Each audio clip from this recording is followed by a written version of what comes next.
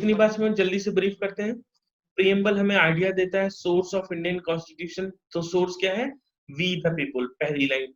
Nature of Indian state के बारे में बताता है SSDR, socialist sorry sovereign socialist secular democratic Republic. Statement objective बताता है, जहां इंडिविजुअल की डिग्निटी होल्ड करने की बात करता है, वही नेशन की इंटीग्रिटी मेंटेन करने की बात करता है।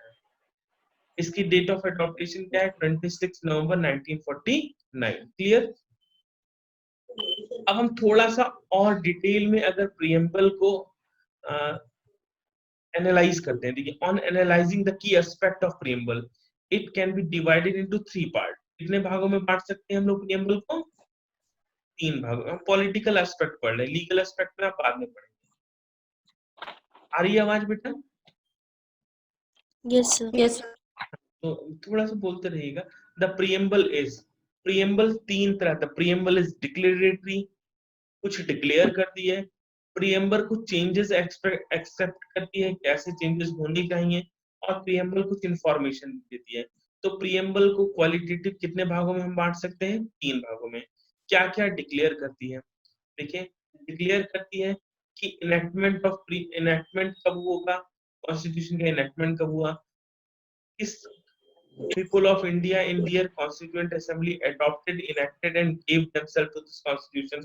सबसे लास्ट पॉइंट में देखो लिखा है ना, in our constituent assembly, सबसे लास्ट लाइन पढ़िए, is 26th day of November 1949 do hereby adopt, enact and give ourselves to this constitution। तो क्या है? This is a type of declaration ना। आज इतने तारीख को मैं ये घोषणा करता हूँ कि आज के बाद मैं केवल चिली पनीर ही खाऊंगा और कुछ नहीं खाऊंगा। ठीक है? तो टाइप ऑफ डिक्लेरेशन दिख रहा है कि नहीं दिख रहा है? यस। मतलब यस रेवोल्यूशनरी, रेवोल्यूशनरी किसको बोल रहे हैं? कि प्रियम्बल ऐसा इंटेंट दिखा रही है, ऐसा इंटेंशन दिखा रही है कि हमें देश में ऐसी ऐसी व्यवस्था स्थापित करनी है। आप अगर ध्यान से पढ़े तो देखो लिखा हुआ है ना,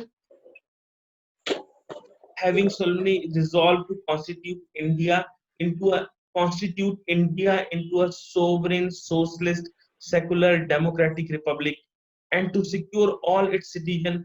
हम ये भविष्य के लिए करेंगे, हम ऐसा ऐसा करेंगे, इतना अच्छा कॉन्स्टिट्यूशन बनाएंगे कि भारत एक sovereign socialist secular democratic Republic बनेगा और अपने सारे नागरिकों की रक्षा करेगा।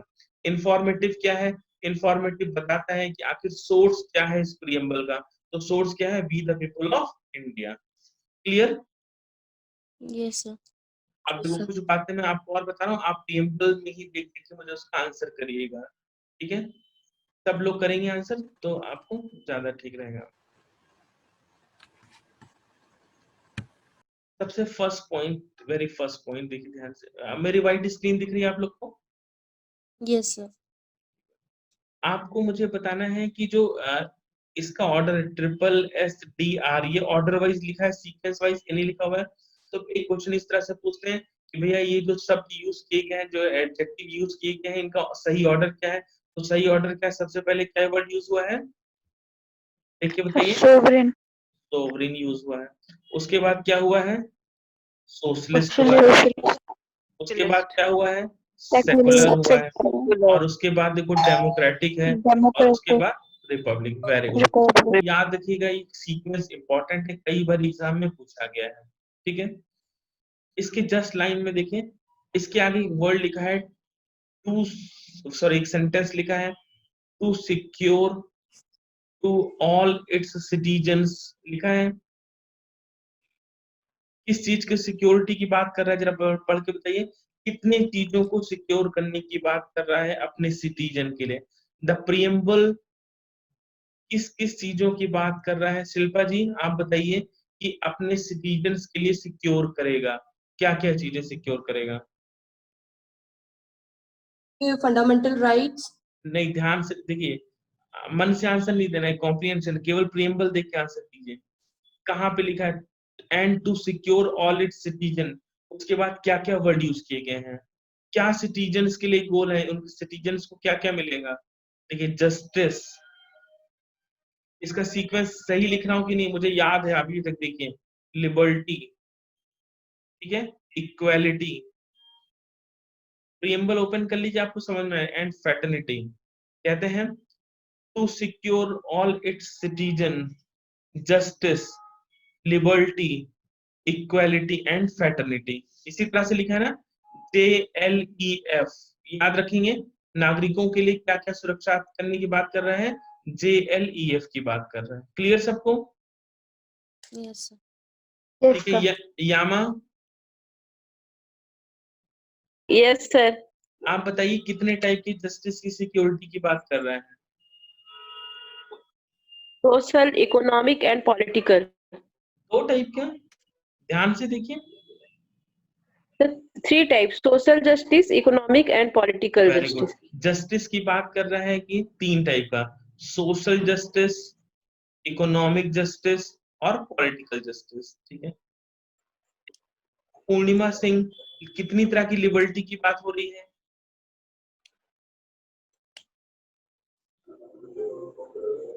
पूर्णिमा है,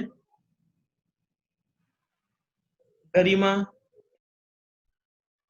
रेहान, Yes, sir. हाँ बताइए कितने टाइप की लिबर्टी की बात हो रही है? तो 5 टाइप की लिबर्टी की बात हो रही है। वेरी गुड, 5 टाइप की लिबर्टी की बात हो रही है। देखिए, liberty of thought, expression, belief, faith and worship. Worship. आप लोग लिखते चलो फटाफट, ये नोट्स में नहीं लिखा हुआ है।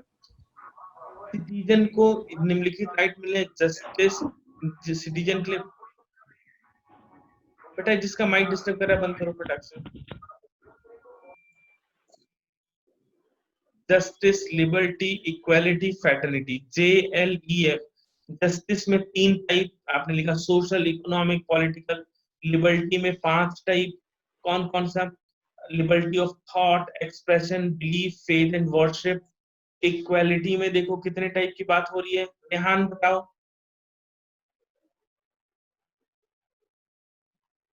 रेहान जल्दी बोलो, नहीं तो मैं बाहर कर दूंगा मीटिंग से।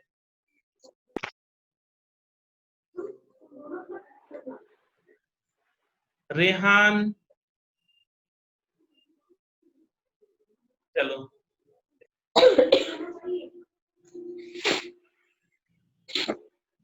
चलिए, स्नेह श्रीवास्तव बताओ कितनी तरह की इक्वालिटी की बात हो रही है? There are 2 types, 2 types, very good. status and of opportunity. Equality of status and equality of opportunity. कितनी तरह की फ्रेटर्निटी की बात हो रही है? फ्रेटर्निटी देखो कितनी फ्रेटर्निटी की बात हो रही है, बताइए, कौन बताएगा? देखो अगर नहीं रिस्पॉन्ड करोगे तो मैं बाहर करना शुरू कर रहा हूँ ना। There are 3 types of fraternity. 3 type की फ्रेटर्निटी, कौन बोल रहा है सर?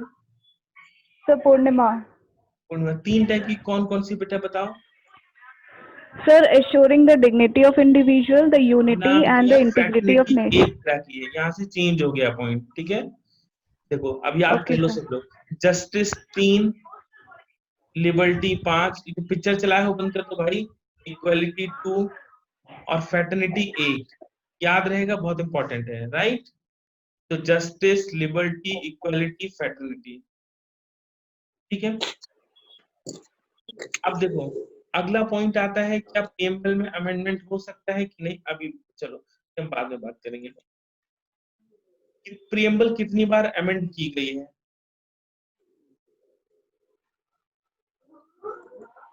कौन सी स्क्रीन दिख रही है आप लोग को?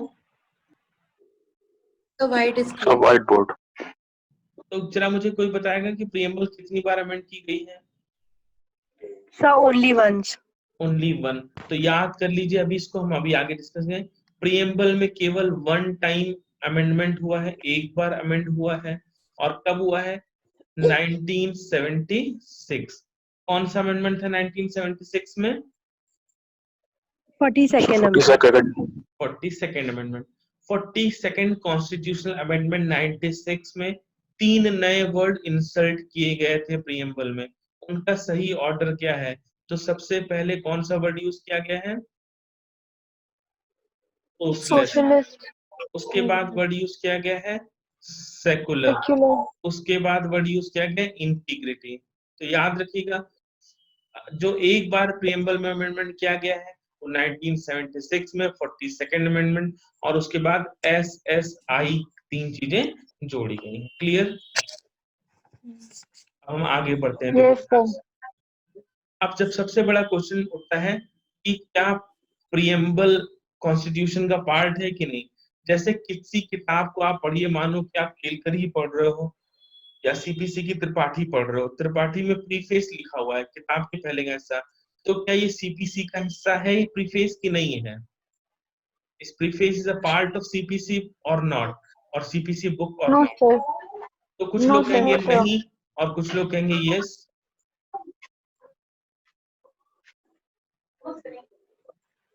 बताना क्लियर। तो कुछ लोग क्या कहेंगे नहीं और कुछ लोग कहेंगे हाँ। तो सेम क्वेश्चन प्रियम्बल के रिगार्डिंग उठा, preamble is an important part of Indian constitution और नॉट। तो सबसे पहले ये जो क्वेश्चन अराइज हुआ किस केस में अराइज हुआ, Berubari case. Berubari Berubari case. Case. हाँ, इसमें जस्टिस गजेंद्र गजेंद्र गडकर थे, गजेंद्र अडकर, गजेंद्र गडकर, गजेंद्र अडकर थोड़ा सा मिस हो गया मुझे। तो उन्होंने कहा इंपॉर्टेंट पॉइंट कहा कि preamble is not part of the Indian constitution. क्या आप उन्होंने बताया कि प्रियम्बल कॉन्स्टिट्यूशन का हिस्सा नहीं है। अब जब प्रियम्बल कॉन्स्टिट्यूशन का हिस्सा ही नहीं है तो बात ही खत्म हो गई। जैसे आप में से कई लोगों ने कहा कि वो प्रीफेस इस बुक का हिस्सा नहीं है, वैसे इन्होंने क्या कहा कि प्रियम्बल कॉन्स्टिट्यूशन का हिस्सा नहीं है। इन्होंने एक बात और कही, वो बहुत इंपॉर्टेंट है, आप यहाँ पे नोट करिए, मैं लिख रहा हूँ। इन सेम बेरूबारी केस, देखिए, in Berubari case justice Gajendra held या सेड, क्या कहा, it is a key to open the mind of, to open the mind of the maker of the constitution। ठीक बात है। किस केस में ये कहा गया कि preamble is key to open the mind of maker of the constitution? The answer will be justice, sorry, Berubari case of 1960। Clear हो गया। Yes, sir. Yes, sir. Yes, sir. के बाद देखो अभी ये हम लोग पॉलिटी से पढ़ने, जब हम लीगल एस्पेक्ट पढ़ेंगे तो इसमें एक दो केसेस और पढ़ेंगे, बट मैं जल्दी से ब्रीफ करता हूँ। एक केस हुआ 1969 में, गोलकनाथ केस। कौन सा केस, उसमें भी ये मामला उठे, लेकिन इसका कोई बहुत ज्यादा हमें मतलब नहीं है, पॉलिटी पॉइंट ऑफ व्यू पढ़े। Again in Kesavananda Bharati case of 1973, supreme court rejected the earlier opinion taken under Berubari union case. जो बेरूबारी यूनियन केस में सुप्रीम कोर्ट ने डिसीजन लिया था that preamble is not part of Indian constitution, उसको supreme court ने क्या कर दिया, रिजेक्ट कर दिया। And again held that preamble is an important part of Indian Constitution। याद रहेगा इस केस में कहा preamble is important part of Constitution, क्या आंसर होगा। Keshwanand Keshwanand Bharti case. और यहाँ पे जो जज साहब है वो चीफ जस्टिस ऑफ इंडिया थे, एस एम सीकरी, नाम लिख लीजिए, justice S M Sikri in Kesavananda Bharati case held that preamble is part of the Constitution। Clear. अब यहाँ पे एक बात और आती है बेटा, देखिए क्या कहा कि एंड अब देखिए पहले तो ये मुद्दा उठ क्यों रहा था कि प्रियम्बल पार्ट है कि नहीं पार्ट है। ये मामला इसलिए उठ रहा था कि वेदर प्रियम्बल इज अमेंडेबल और नॉट, क्या प्रियम्बल में अमेंडमेंट किया जा सकता है कि नहीं किया जा सकता है। अमेंडमेंट का कौन सा आर्टिकल है, 368। So 368. बार बार ये क्वेश्चन उठ रहा था वैभव कि क्या अंडर आर्टिकल 368 प्रियम्बल अमेंडेबल है कि नहीं है। तो हमने कहा कि जो 368 आर्टिकल है वो कॉन्स्टिट्यूशन के आर्टिकल्स के अमेंडमेंट के लिए है या कॉन्स्टिट्यूशन के पॉइंट्स के अमेंडमेंट के लिए है। Since preamble is not part of constitution तो 368 उस पर एक्सटेंड ही नहीं होगा, पहले का ओपिनियन ये था। और जब केशवानंद भारती केस में कह दिया गया कि preamble is part of the constitution, तो इसका मतलब क्या हुआ कि it is also amendable under article 368, right. तो अभी केशवानंद भारती केस के बाद डिसीजन क्या हुआ कि preamble is an important part of Indian constitution, hence it is an important part of constitution, then it is amendable. तो क्या है, इसमें परिवर्तन किया जा सकता है। क्लियर हो गया। इसी के सब्सिक्वेंटली 1976 में आपने देखा कि हमने अमेंडमेंट किया। क्लियर हो गया सबको। अब यहाँ पे एक बात और कि अमेंडेबल तो है, but this is the subject to basic structure, यानी आप ऐसा कोई चेंज नहीं कर देंगे कि जिससे हमने जो कॉन्स्टिट्यूशन का बेसिक स्ट्रक्चर बना रखा है वो डिस्टर्ब हो जाए। जैसे सोवरेन सेकुलर डेमोक्रेटिक रिपब्लिक, आप इसको सोवरेन सेकुलर कम्युनिस्ट नहीं कर सकते हो। मतलब हम any how government of India का जिस स्टेट एस्पायरेशन हमने रखा था, इंडिविजुअल की जिस तरह की सिक्योरिटी की बात करी हुई है, उसके इंपॉर्टेंट पॉइंट को हम लोग इसमें चेंज नहीं कर सकते। क्लियर हो गया सबको? Yes, sir. It is observed that preamble is an extreme importance, is of extreme importance, बहुत important है, and constitution should be read and in the light of the grand and noble vision of expressing preamble. Preamble को बिल्कुल उसी तरह पढ़ा जाना चाहिए जिस भावना के साथ उसको लिखा गया है। कॉन्स्टिट्यूशन को उसी तरह समझा जाना चाहिए कि प्रियम्बल से हम गाइड कर सकते हैं। देखिए सेम एक और केस हुआ, LIC versus consumer education and research centre case. इसमें कहा गया कि preamble is an integral part of the constitution. Clear? इतनी बात सबको समझ में आ गई? Yes sir. Yes, sir. आकांक्षा, आकांक्षा Yes, sir. Yes, sir. एक मिनट, अब मैं कुछ क्वेश्चन पूछ रहा हूँ ना, इसके आंसर बताना, ठीक है? व्हाइट स्क्रीन जी, दिख रही है जी, जी। आपको? कौन सी स्क्रीन दिख रही है बच्चों? तो व्हाइट स्क्रीन आ गई। क्या हम लोग गोलकनाथ केस के बाद, या हम कहें Kesavananda Bharati case, LIC case के बाद हम साफ साफ क्लियर क्लियर एब्सोल्युटली ये बोल सकते हैं कि preamble is an integral part of the constitution? Yes, sir. Yes, sir. Yes, sir. Right, very good. Shilpa ji आप बताइएगा, मैं बोल रहा हूँ कि सही कि गलत? प्रिंस, ठीक है, बताएंगी? जी सर, जी sir. Preamble can be amended by Parliament using its amendment power as per Article 368. Preamble को आज की डेट में पार्लियामेंट द्वारा अमेंड किया जा सकता है। किस आर्टिकल की पावर द्वारा? 368 की पावर द्वारा। सही है कि गलत? सर सही है। एक बार तो हम आज की डेट में प्रीएम्बल को क्या कर सकते हैं? अमेंड कर सकते हैं। वैभव, क्या कोई कंडीशन है इस अमेंडमेंट पावर पे? जी सर, बेसिक स्ट्रक्चर चेंज नहीं होना चाहिए। सब्जेक्ट टू बेसिक, कुछ भी करो बेसिक स्ट्रक्चर चेंज नहीं होना चाहिए। वेरी गुड, आगे बात करते हैं। कौन बताएगा? यामा बताओ, कौन से 3 वर्ड जोड़े गए पहले अमेंडमेंट से? सीक्वेंस ऑर्डर में बताइएगा। सोशलिस्ट, सेकुलर और इंटीग्रिटी। तीसरा कौन सा था? Integrity, integrity. Secular, socialist and integrity, right. क्या प्रीएम्बल कोई लीगल फ्रेमवर्क देता है कॉन्स्टिट्यूशनल लॉ का? लिखिए, इट आल्सो डज नॉट, ऐसे समझिए, preamble does not provide any legal framework of constitutional law. कोई लीगल फ्रेमवर्क नहीं है। Clear? Preamble does not provide any legal framework of constitutional law. समझ गए?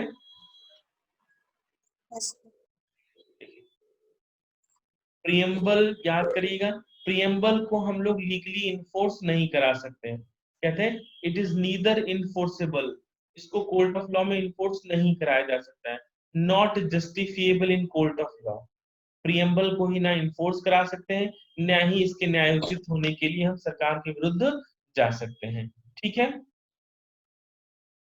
क्या प्रीएम्बल किसी तरह से भी किसी लेजिस्लेचर पर प्रतिबंध लगाता है?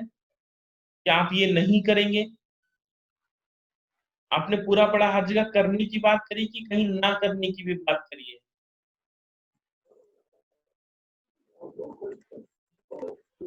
करने की बात करिए। हाँ, निगेटिव फ्रेज नहीं है। As we know that preamble is neither source of power to legislature nor a prohibition upon the power of legislature. ना ही प्रियम्बल लेजिस्लेचर यानी कानून बनाने वालों को कोई पावर देता है, ना ही उनकी किसी पावर को प्रोहिबिट करता है। क्लियर हो गया इतनी बात सबको? Yes sir. तो ये प्रियम्बल के इंपॉर्टेंट पॉइंट थे, सब आपने पढ़ लिए। अभी हम आपको अगले पॉइंट पे चल रहे हैं, जो भव्या ने कहा कि सोर्स वाला पॉइंट है। इतनी बात सबको समझ में आ गई? किसी को कोई क्वेश्चन? sir. अच्छा मुझे बताओ, एक वर्ड यूज किया है सेकुलर, ठीक है? Is secularism is a basic structure of constitution और नॉट? Yes sir. किस केस में ऐड किया गया? Yes, sir. Sir Kesavananda Bharati के केस में। नहीं वर्तिका, बिल्कुल गलत। लिखे, इसको लिख लीजिए आप लोग, secularism is a basic structure of constitution, और ये SR Bommai versus union of India के केस में कहा गया, ठीक है? अब आगे हम आपको अगला कराते हैं।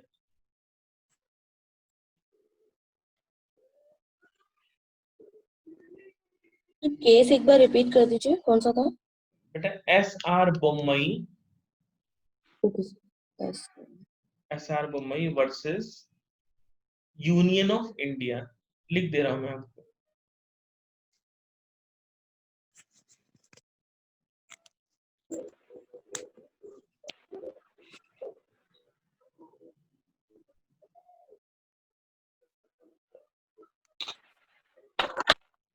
ठीक है, लिख लिया सबने? Yes sir. SR Bommai versus union of India. अब चलो, भव्या ने बोला ना वो उसके लिए, सोर्सेस के लिए, तो ये भी मैं आपको भी भेज दूंगा। ये हम लोग शायद, मुझे याद आ रहा है, डिस्कस कर चुके हैं, why India is supreme constitution. इन पॉइंटों को जल्दी जल्दी देख लेते हैं, बहुत आसान आसान से भाई।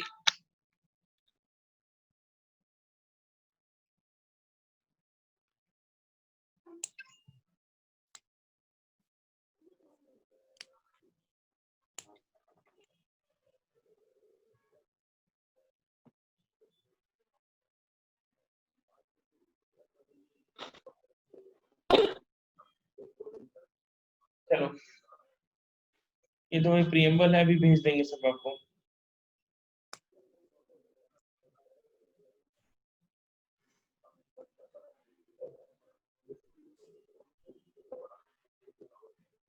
इसी को सोर्सेस बोलते हैं, इसको याद कर लेना। The Indian constitution is called bag of borrowings. क्यों बोलते हैं?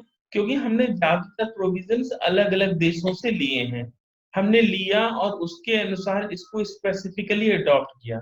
हमने एज इट इज नहीं अडॉप्ट किया, हमने अपनी जरूरत के अनुसार उसको अडॉप्ट किया, ठीक है? तो इंडियन कॉन्स्टिट्यूशन को क्या बोला जाता है? बैग ऑफ बोरिंग, उधार का थैला। जनरल सा पॉइंट आप लोगों ने बहुत पढ़ा होगा।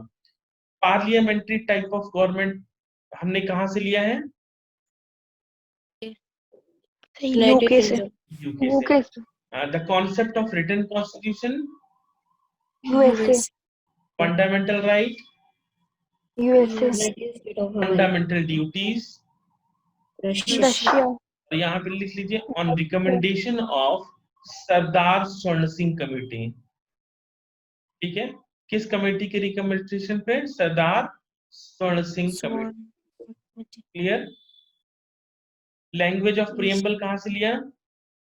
ऑस्ट्रेलिया। फेडरल स्ट्रक्चर कहां से लिया? कनाडा। यहाँ पे ध्यान दो, क्या वर्ड यूज किया हमने? Language of preamble. Preamble answer अलग हो सकता है, ठीक है? Cabinet system of minister, UK. Supreme court, USA. USA. Judicial review and independence of judiciary, USA. USA. Preamble USA. याद रखिएगा, the language of preamble Australia, और केवल प्रियम्बल पूछा जाए तो USA. Concept of 5 year plan, Russia. Concurrent list, Australia. ठीक बात है। हमारे यहाँ वैसे ऑल्दो 1935 के भी कॉन्स्टिट्यूशन में, या जो 1935 एक्ट था उसमें भी हमने बांट दिया था ना, याद है आपको? यूनियन या सेंट्रल लिस्ट, कॉन्करेंट लिस्ट और प्रोविंशियल लिस्ट। प्रोविंशियल का मतलब जिसपे स्टेट सब्जेक्ट बनाएंगे, सेंट्रल का मतलब जिसपे सेंट्रल और कॉन्करेंट पे दोनों बनाएंगे, ठीक है? ये वाई जो हमने इमरजेंसी पावर्स ली हैं, या जिसको हम लोग बोलते हैं 356 to 360 articles. Emergency power constitution में कहां से कहां तक दी है, तो 356 से लेकर 360 तक। ठीक है, कौन सी पावर की बात की गई, इमरजेंसी, 3 तरह की इमरजेंसी की बात की गई है। कौन कौन सी, प्रेसिडेंशियल इमरजेंसी, फाइनेंशियल इमरजेंसी, और कौन सी है, नेशनल इमरजेंसी। कितनी तरह की बात की गई है, 3 तरह की। कौन कौन सी, नेशनल इमरजेंसी, फाइनेंशियल इमरजेंसी और Presidential. ये हम लोग पढ़ेंगे अभी आगे आएगा। प्रेसिडेंशियल, फाइनेंशियल, सबसे पहले नेशनल, फिर प्रेसिडेंशियल, फिर फाइनेंशियल, ये हम लोग आगे पढ़ाएंगे। तो ये सब में जो व्यवस्था है वो किस कॉन्स्टिट्यूशन से लिया गया है, जर्मनी के वाइमर कॉन्स्टिट्यूशन से लिया गया है। ठीक है, अमेंडमेंट ऑफ कॉन्स्टिट्यूशन कहाँ से करने का जो हमने पॉइंट है वो कहाँ से लिया है, South Africa. South Africa. Election commission UK. ठीक है, इसमें ये आप इसको याद कर लीजिएगा, बाकी बहुत जनरलाइज पॉइंट है। अभी 1 आध घंटे में मैं आपको पीडीएफ भेज दूंगा। क्लियर हो गया सबको?